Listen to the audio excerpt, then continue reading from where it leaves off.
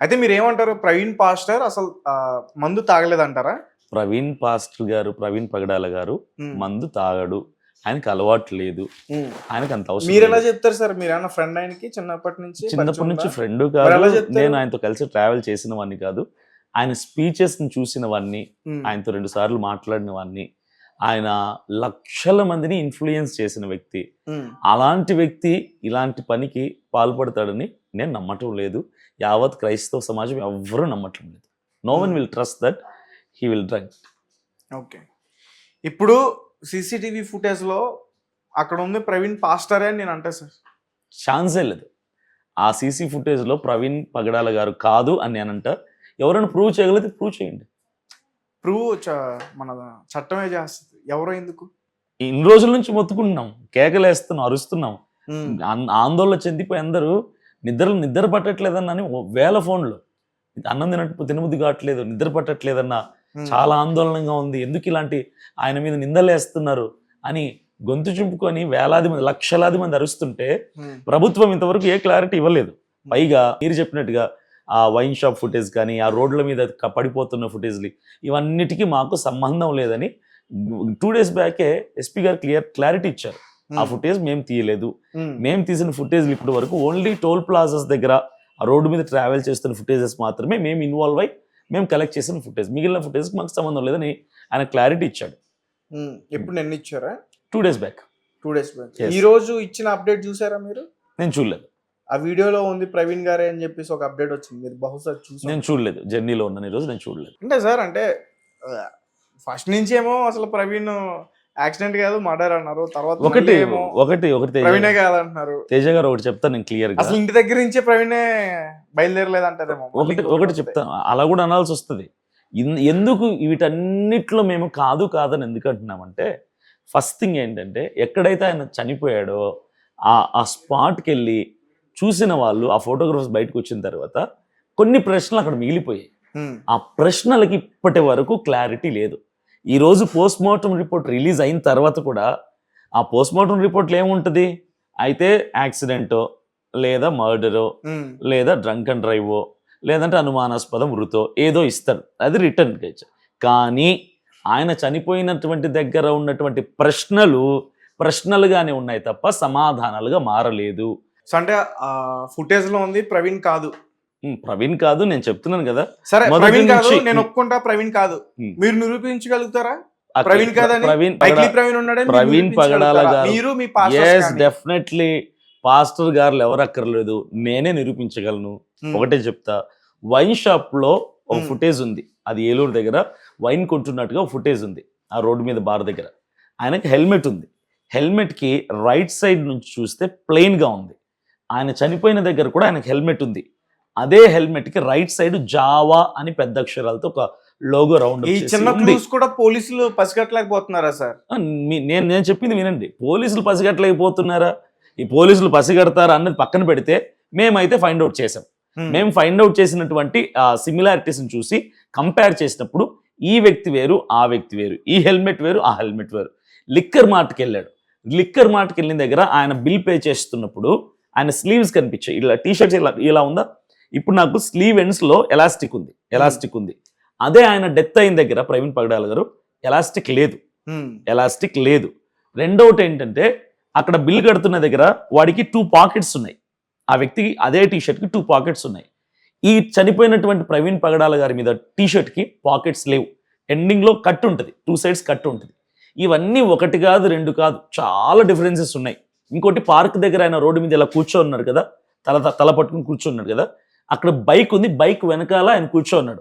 Bike మీద logo ఉంది. ఈ లోగో డిఫరెంట్ ఉంది. అక్కడ చనిపోయినటువంటి స్థలంలో ఉన్నటువంటి బైక్ మీద ఉన్న లోగో డిఫరెంట్ ఉంది. ఇవన్నీ కూడా మా టీమ్ మెంబర్స్, మా గ్రూప్ మెంబర్స్ అందరూ కూడా ఒకటి పక్కన పెట్టి అన్న ఈ డిఫరెన్స్ చూడు, ఈ షర్ట్ డిఫరెన్స్ చూడు, హెల్మెట్ డిఫరెన్స్ చూడు అని చెప్పి ఒకటి కాదు 100 చూపిస్తున్నారు. వీటన్నిటిని బట్టి అక్కడ ఈ మనిషి వేరు, ఆ మనిషి వేరు. అక్కడ మరణించింది అయితే ప్రవీణ్ పగడాల గారే. ఆ బాడీని చూసాం. పోస్ట్మార్టం అయిపోయింది, బరియల్ అయిపోయింది. కానీ ఈ ఫుటేజెస్లో తిరుగుతున్న వాడు మాత్రం ప్రవీణ్ పగడాల గారు కాదు. ఛాన్సే లేదు. పోలీసులు కనుక్కోలేరా అంటే వాళ్ళకు మాకంటే మంచి జ్ఞానం ఉంటుంది. వాళ్ళు ట్రైన్డ్. We are not trained. వాళ్ళ ట్రైనింగ్లో వాళ్ళు ట్రైన్ అయి ఉంటారు. మరి ఎందుకు వీటిని బయట తీయటం లేదు మాకు అర్థం కావట్లేదు. ఉమ్, ఎందుకు వీటన్నిటికి వాళ్ళు ఫైండ్ అవుట్ చేయలేరా? ఆ డిఫరెన్సెస్ వాళ్ళకి చిన్న చిన్నవి ఇవన్నీ కూడా వాళ్ళు తెలుసుకోలేరా?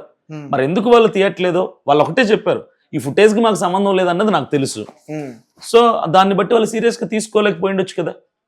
Right sir. అంటే ఇప్పుడు ప్రవీణ్ పాస్టర్ వాళ్ళ వైఫ్ Hmm. కేసుకి సంబంధించి వాళ్ళ వెనక్కి తగ్గుతున్న Hmm. పాస్టర్స్ అందరూ ఎందుకు దీన్ని ఇంకా ఇంకా ప్రవీణ్ పగడాల అనేటువంటి ఒక పేరు అది ఒక ఫ్యామిలీకి సంబంధించింది కాదు. అఫ్ కోర్స్ ఆయనకి మదర్, వైఫ్, డాటర్స్ ఉండొచ్చు, కానీ ప్రవీణ్ పగడాల గారు టోటల్ 2 స్టేట్స్లో ఉన్నటువంటి క్రిస్టియానిటీకి మాత్రమే కాదు, వరల్డ్ వైడ్గా మ్యాక్సిమం నెంబర్ ఆఫ్ క్రిస్టియన్ పీపుల్కి, క్రిస్టియన్ కమ్యూనిటీకి బాగా దగ్గరైనటువంటి వ్యక్తి, బాగా అనుబంధంతో ఉన్నటువంటి వ్యక్తి, అంటే మా రక్త సంబంధిగా మేము ట్రీట్ చేసేటువంటి వ్యక్తి ఆ వ్యక్తి. కాబట్టి ఈయన కోసము ఫ్యామిలీ వదిలేసి ఉండొచ్చు, ఫ్యామిలీ మేము క్షమించామని ఉండొచ్చు, కానీ మేము ఎందుకు ఫైట్ చేస్తున్నామంటే మాకు పలు అనుమానాలు ఉన్నాయి ఈ మరణం వెనకాల. రానున్న రోజుల్లో ఇది కనుక లైట్ తీసుకుంటే, ఫ్యామిలీనే పట్టించుకోలేదులే మనకెందుకని లైట్ తీసుకుంటే, రానున్న రోజుల్లో ఇలాంటి మరణాలు, ఇలాంటి సేవకులు మరింత మంది మీద ఇలాంటి ఘటనలు జరిగే అవకాశం ఉందేమో. కాబట్టి ఇప్పుడే మేము అరికట్టాలి, ఇప్పుడే న్యాయ పోరాటం చేయాలి అన్న ఉద్దేశంతో మేము ఫైట్ చేస్తున్నాం. Right sir. మీరు బైబిల్ తీసుకొచ్చారు, ఎస్, తీసుకొచ్చాను. బైబిల్ మీద ప్రమాణం చేస్తారా? యా, షూర్గా, డెఫినెట్గా, పక్కా. షూర్. బైబిల్ మీద ప్రమాణం చేయకూడదనే బైబిల్లో ఉంది కదా సార్? బైబిల్ మీద ప్రమాణం చేయకూడదని బైబిల్లో లేదు, దేని మీద ప్రమాణం చేయకూడదని ఉంది. దాని మీద ప్రమాణం చేసి చెప్పండి. ఈ బైబిల్ గ్రంథాన్ని బోధించే వాళ్ళు ఎవరు కూడా డ్రింక్ చేయకూడదు పక్కన. బైబిల్ మీద ప్రమాణం వేసి చెప్తున్నా, వాక్యానుసారంగా వాక్యం చెప్పేది ఏంటంటే, బైబిల్ చెప్పేది ఏంటంటే మందు తాగటం తప్పు, మందు తాగటం పాపం, మద్యపానం పాపం. సిగరెట్ తాగిన ఏది సిగరెట్ తాగకూడదు, మద్యపానం చేయకూడదు, గుట్కాలు లాంటివి వేసుకోకూడదు, వ్యభిచారాలు చేయకూడదు, దొంగతనాలు, హత్యలు చేయకూడదు. ఇవన్నీ కూడా బేసిక్స్, అవన్నీ మాకు ఏబిసిడి లాంటివి. Everyone knows that. చిన్నపిల్లల్ని అడిగినా చెప్తారు. కానీ ఇక్కడ మరి వైన్స్ కి ప్రవీణ్ పాస్టర్ వెళ్ళినట్టుగా ఉంది కదా. ఆయన కాదంటున్నాను కదా, he is not there. That is not pastor Praveen Pagadala garu. There is some other person. ఎవరినో పెట్టి మ్యాన్పులేట్ చేయడానికి. ఒకవేళ ఇప్పుడు రిపోర్ట్స్ వస్తే కూడా రిపోర్ట్స్ ప్రవీణ్ గారికి కాదేమో. ప్రవీణ్ గారివే రిపోర్ట్స్ మారు, ఎందుకంటే రిపోర్ట్స్ ఇచ్చే డాక్టర్స్ కాబట్టి రిపోర్ట్స్ మారు. రిపోర్ట్లో ఉన్నటువంటి ఆ మ్యాటర్ మారచ్చు. చెప్తున్నాను కదా, యాక్సిడెంట్ అని రావచ్చు, మర్డర్ అని రావచ్చు, సస్పిషియస్ డెత్గా రావచ్చు, డ్రంక్ అండ్ డ్రైవ్గా రావచ్చు. కానీ యావత్ క్రైస్తవ సమాజం అయితే డ్రంక్ అండ్ డ్రైవ్ అని వస్తే మాత్రం యాక్సెప్ట్ చేయరు, దాన్ని డైజెస్ట్ కూడా చేసుకోలేరు. చాలా ఇబ్బందికరమైన వాతావరణం నెలకొంటుంది. అంటే ఎటువంటి వాతావరణం? ఎటువంటి వాతావరణం అంటే ఆ టైంలో తెలుస్తుంది. బస్సులు, ట్రైన్లు, రైళ్లు అలాంటివి నేను అదే చెప్తున్నాను. గతంలో క్రైస్తవులు ఎప్పుడు కూడా ఏ బస్సులు తగలబెట్టినట్టు, ఎక్కడ పగలగొట్టినట్టు, ఏ పోలీసుల మీద దాడి చేసినట్టు చరిత్ర లేదు. మాకు తెలిసింది ఒకటే, ప్రేమతత్వం. మేము మౌనంగా రోడ్డు మీద ఒక 10,000 మంది కూర్చొని మౌనంగా ఎంతమంది వచ్చి కొట్టినా నోరు తెరవకుండా కూర్చుంటే ఏమవుద్ది? మా పోరాటాలు ఇలాగే ఉంటాయి. గాంధీ గారు ఒక చెంప మీద కొడితే గాంధీ గారు చెప్పింది కాదు అది, అది యేసుక్రీస్తు ప్రభులు వారు చెప్పింది. మహాత్మా గాంధీ గారు బైబిల్ చదివారు, బైబిల్లో యేసు ప్రభు వారు చెప్పినట్టు రాయబడింది కాబట్టి కుడి చెంప కొడితే ఎడమ చెంప చూపించమని ఆయన నేర్చుకొని, ఆయనకు నచ్చటంతో ఆ మాట బేస్ చేసుకొని కూర్చున్నారు. ఉప్పు సత్యాగ్రహం, మౌన వృత్తంతో కూర్చొని మౌన పోరాటం చేసి ఇండైరెక్ట్గా బైబిల్ ఆధారణ చేసుకొని స్వతంత్రాన్ని తీసుకుని రాగలిగారు. అంటే బైబిల్ వల్లే స్వతంత్రం వచ్చిందంటారా? ఇండైరెక్ట్గా ఆయన బైబిల్ చదివే, ఇప్పుడు నేను ఉన్నానండి, ఒక పుస్తకం ఏదో చదివాను, ఇన్స్పైర్ అయ్యాను, అందులో ఎవరో ఒక వ్యక్తి బిజినెస్ మ్యాగ్నెట్ అయ్యాడు, నాకు ఇన్స్పిరేషన్ అనిపించింది, నేను ఇమీడియట్గా ఒక 50 రూపాయలు పెట్టుబడి పెట్టాను, అలా అలా అలా అలా లక్షల కోట్లు సంపాదించాను.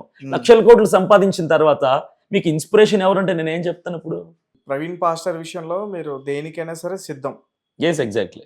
రిపోర్ట్స్ ఎలా వచ్చినా సరే, రిపోర్ట్స్ ఎలా వచ్చినా కాదు, డ్రంక్ అండ్ డ్రైవ్ వస్తే మాత్రం ప్రజలందరూ కూడా తిరగబడతారు.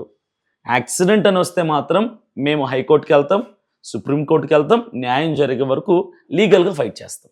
మర్డర్ అని వస్తే మాత్రం హంతకులను బయటికి తీసుకురండి, వాళ్ళని శిక్షించండి అంటారు. అంటే మీరు ఎలా చెప్తున్నారంటే దాదాపు ఒక 7 ఉన్నారు, 7 విజయవాడలో ఏదో చేశారు. ఇది నేను చెప్పలేదు, ఒకరో ఇద్దరు చెప్తున్నారు. మరి వాళ్ళ అనాలిసిస్లో అలా అనిపించిందేమో, వాళ్ళు అలా చెప్పారు. అలా చెప్పడం అయితే కరెక్ట్ కాదు. ఎందుకంటే ఏది మనకు పక్కా ఎవిడెన్స్ లేకుండా నిరాధారమైన మాటలు మాట్లాడడం వల్ల అనవసరమైనటువంటి ఉద్రిక్తత నెలకొంటే తప్ప ఉపయోగం ఏమీ ఉండదు.